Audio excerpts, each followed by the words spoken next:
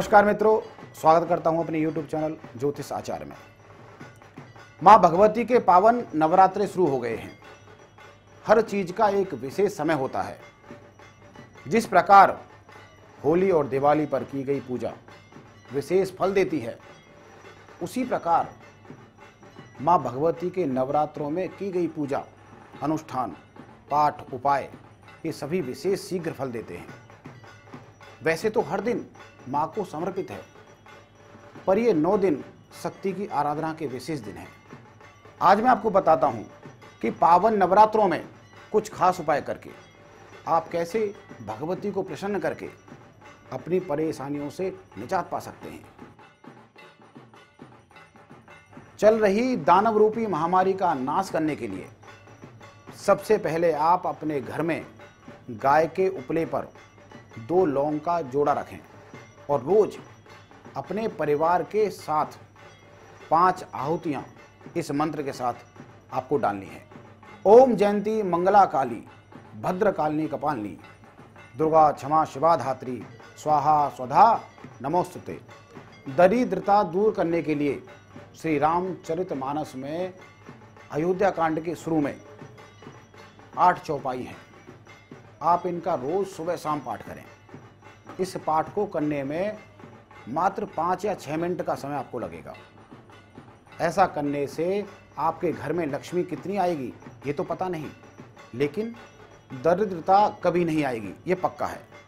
व्यापार में, दुकान में, फैक्ट्री में परेशानी चल रही है, काम में घाटा चल रहा है, अपने व्यापार के पूजा स्थान पर पहले नवरात्रे पर लाल कपड़े के ऊपर स्फटिक का श्री यंत्र स्थापित करके 5 गुलाब के फूल भगवान नारायण का नाम लेकर माता लक्ष्मी का ध्यान करके चढ़ाने हैं।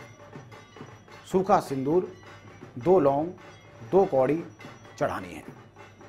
साथ ही मुख्य द्वार पर, जिस द्वार के नीचे से होकर सभी निकलते हों, वहां पर एक पीले कपड़े में सूखा गोला, 11 गोमती चक्र, 5 कौड़ी, 7 कमलगट्टे और 1 गुलाब का फूल लेकर पोटली बांधकर लटकानी है।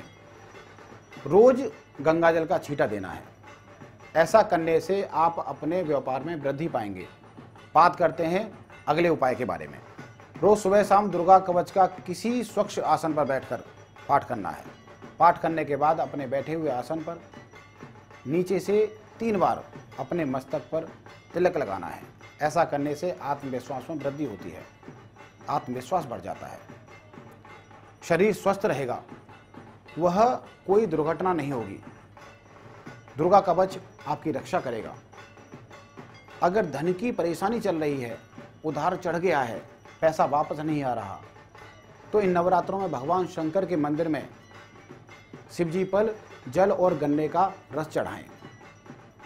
सीधे हाथ से बाबा को भस्म लगानी है। 5 बेल पत्र पर राम नाम लिखकर भगवान शंकर को चढ़ाने हैं। आरती करके भस्म को शिवलिंग से उतारकर किसी डिब्बी में भरकर अपने माथे पर उस भस्म को रोज तिलक करें। शाम के समय दुर्गा सप्तशती में दिए हुए महालक्ष्मी स्तोत्र का पाठ करें। ऐसा करने से पैसा आने के साधन खुद ही बन जाएंगे।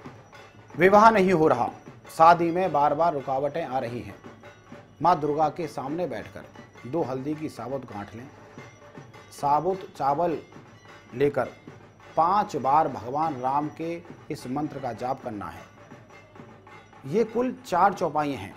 पहली चौपाई है, जब ते राम बिहा घर आए, नित नव मंगल मोद बधाए, से लेकर चौथी चौपाई, राम रूप गुण शील सुभाऊ, प्रमुदित होए देख सुनिराऊ तक करना है। हाथ में ये सामान लेकर शाम को गोधूली बेला में अपनी मनोकामना बोलते हुए शिवलिंग पर चढ़ाना है। संतान प्राप्ति के लिए 5वें नवरात्रे का व्रत रखें। माँ स्कंद माता को यह दिन समर्पित होता है। यह संतानदायिनी माँ है। केले का भोग लगाएं। साथ ही पथवारी माता की पूजा करें, जल चढ़ाएं, छोटे बच्चों को केले बांटें या फिर मंदिर में केले बांटें। शाम के समय दुर्गा सप्तशती के 9वें अध्याय का पाठ करें।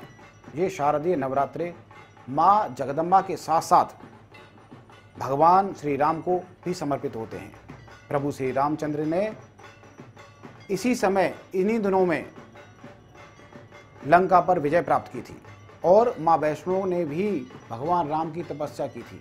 अगर आप खुद नवापरायण 9 दिन का पाठ करते हैं तो बहुत खुशहाली आपके परिवार में आती है, गृह कलेश दूर होता है, घर में सुख शांति आती है, सभी में मन उटाव दूर होता है, आपसी संबंधों में मधुरता आती है। अगर आप खुद नहीं कर सकते तो 24 घंटे की अखंड रामायण भी आप योग्य ब्राह्मणों के द्वारा रखवा सकते हैं। आज के लिए बस इतना ही। अगली वीडियो में किसी और विषय पर चर्चा होगी। जय श्री राम, जय श्री बालाजी।